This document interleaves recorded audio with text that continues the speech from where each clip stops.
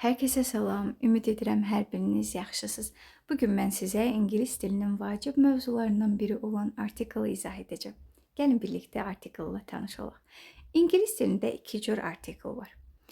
An artiklı bu hesab olunur qeyri-müəyyənlik artiklı və D artiklı bu isə müəyyənlik artikldır.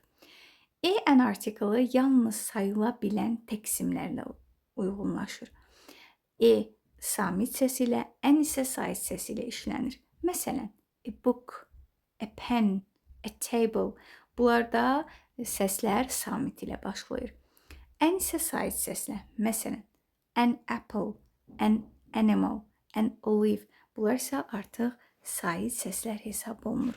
Burada əsas məsələ nədir? Səs əsas hissə olduğuna görə biz yazılışa yox, səsə fikir veririk. Çünki bəzi sözlər sait ilə yazılır, samit ilə tələffüz olunur. Bəziləri isə əksinə, samitlə yazılır, saitlə tələffüz olunur. Məsələn, university sözü əslində U ilə yazılsa da U ilə tələffüz olunur. Biz ona görə onda artiklından istifadə edirik, an artiklından yox.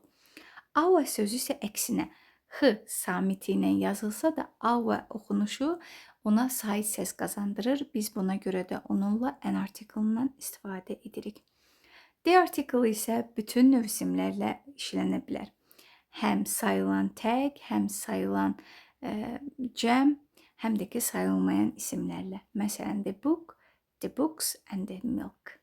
Bugünlük bu qədər. Özünüzə yaxşı baxın.